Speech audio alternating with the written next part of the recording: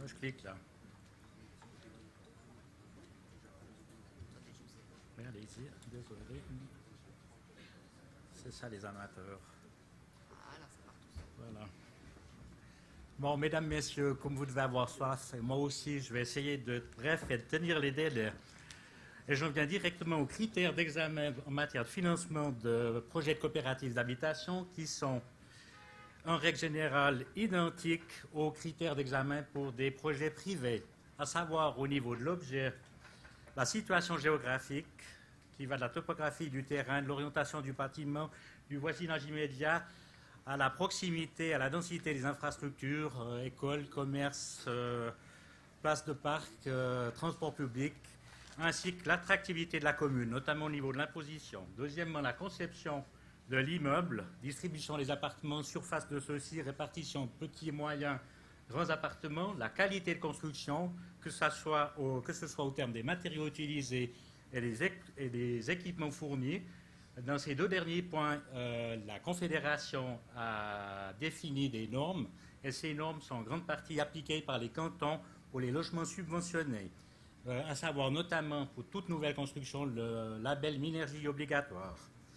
Quatrièmement, l'expérience au niveau de l'entreprise générale ou de l'architecte, c'est-à-dire qu'on va bien entendu vérifier l'expérience et aussi la solvabilité à la fois de l'architecte, du bureau d'architecte et que de l'entreprise générale, s'il y a une entreprise générale qui conduira le chantier. Il est clair que des grandes coopératives n'ont pas besoin de bureau d'architecte ou d'entreprise générale puisqu'elles gèrent ce problème elles-mêmes. Enfin, le point le plus important, le revenu locatif qui est budgété, qui détermine en grande partie la valeur de l'objet. Cet état locatif, il doit bien entendu être assuré en tout temps. Il doit donc être d'une part compétitif par rapport au marché libre, mais il doit aussi assurer d'autre part toutes les charges de l'immeuble. Et quand on parle de charges de l'immeuble, j'en viens principalement aux charges d'intérêt de la dette, que nous calculons en général sur une base de 5%, donc un taux qui n'a rien à voir avec les taux du marché. Nous y rajoutons les charges d'entretien du bâtiment, régulières d'entretien, enfin les charges au niveau de l'amortissement financier. Cet amortissement financier, il est indispensable puisqu'il permettra de couvrir les besoins de financement ultérieurs qui vont venir dans 25-30 ans au niveau d'une rénovation lourde obligatoire du bâtiment. Au niveau de la solvabilité de la coopérative, pour une coopérative existante, notre analyse est principalement basée sur les chiffres comptables des derniers exercices. Pour une nouvelle coopérative, par contre, outre le rendement locatif de l'immeuble, la solvabilité de la société est fortement influencée par les fonds propres investis.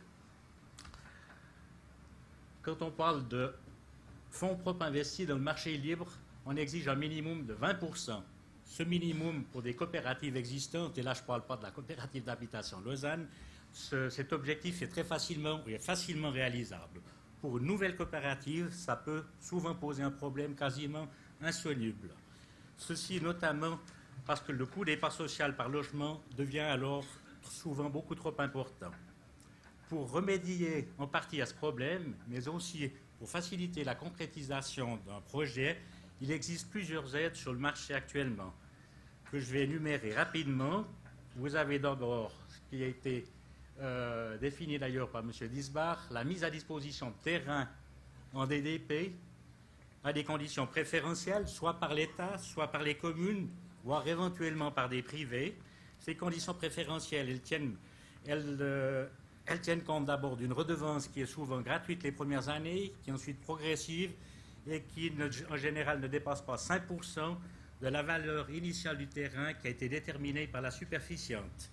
Et cette valeur qui est souvent, en général, sensiblement inférieure à une valeur du terrain sur le marché libre. Deuxièmement, c'est le cautionnement fourni, l'obtention de cautionnement qui est en général proposée par le canton ou la commune pour une partie du financement global qui est accordé.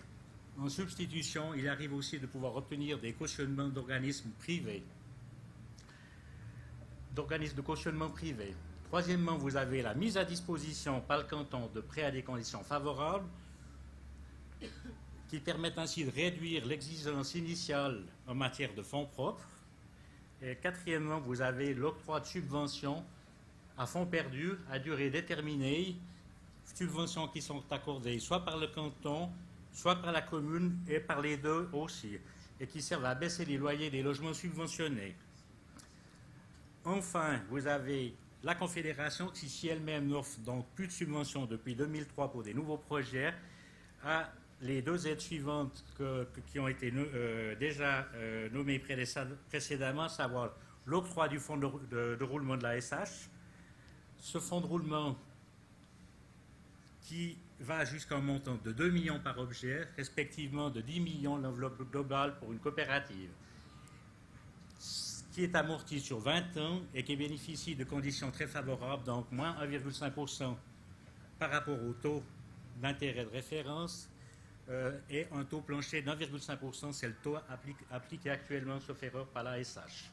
Deuxièmement, donc, la possibilité de participer pour les coopératives d'habitation aux emprunts de la CCL, organisme qui propose régulièrement des emprunts à des taux très attractifs, taux fixes pour une durée en général de 5 à 10 ans, et ces emprunts peuvent représenter jusqu'à 70 voire 80% du financement du coût global du projet.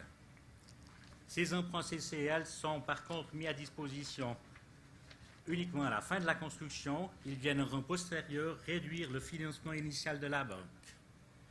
Ceci précisé, nous sommes dans un État fédéral et vous verrez dans les exemples que je vais vous donner que les aides sont différentes de canton à canton.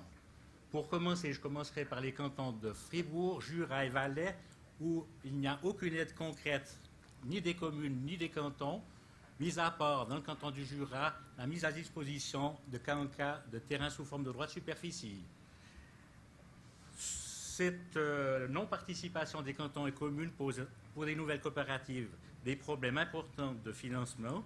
La coopérative n'a donc qu'un moyen de réduire ses fonds propres, c'est de faire appel au fonds de roulement de la SH. La banque se limite en financement d'au maximum 80%. La coopérative peut cependant faire appel à une coopérative de cautionnement privée. Dans le cas particulier, c'est la coopérative de cautionnement hypothécaire zurichoise. Cette coopérative de cautionnement couvre la part de 60 à 90% du financement. Le problème là-dedans, c'est bien entendu d'obtenir l'accord de l'établissement bancaire pour un tel cautionnement. Pour le canton de Vaud, les choses sont un petit peu plus simples, c'est-à-dire que le canton de Vaud offre une mise à disposition de terrain par la commune pour une durée usuelle, 70 à 99 ans, possibilité de prolongation, à conditions favorables donc. Deuxièmement, elle offre, toujours par l'intermédiaire de la commune, des cautionnements solidaires pour la part entre 60 et 90% du coût de revient du projet, ceci pour une durée de 25 à 30 ans au maximum.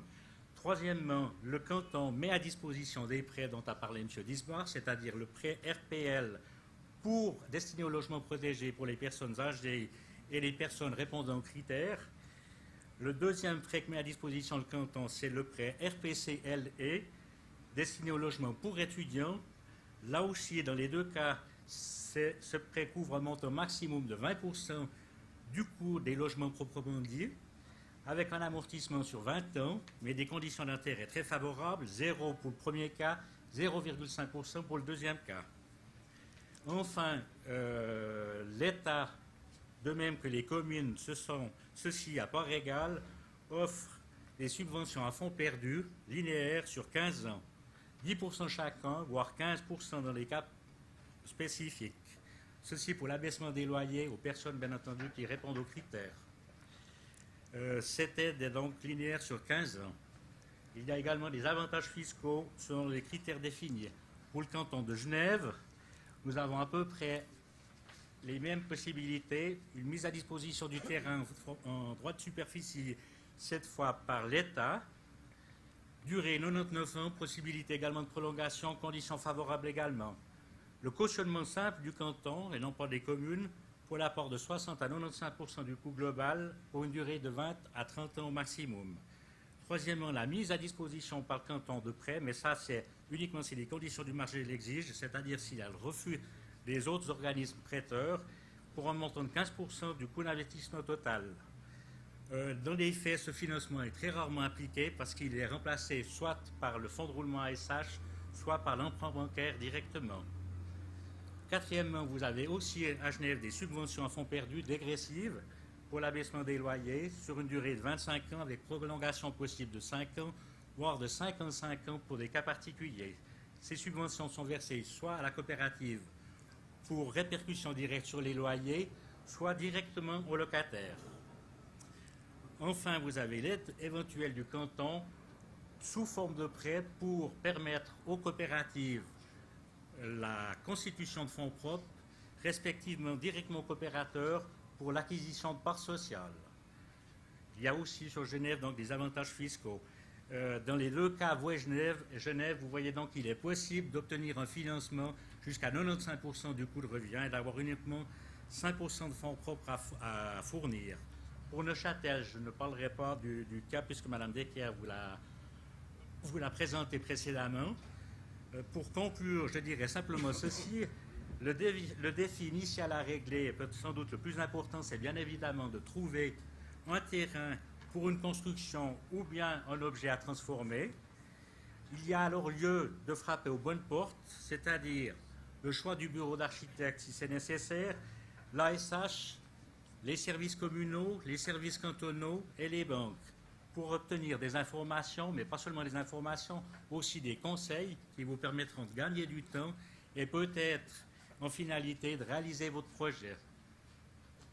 J'en ai terminé. Qu'est-ce que je vous souhaite? Un bon apéritif et je vous remercie de votre attention. Merci, messieurs.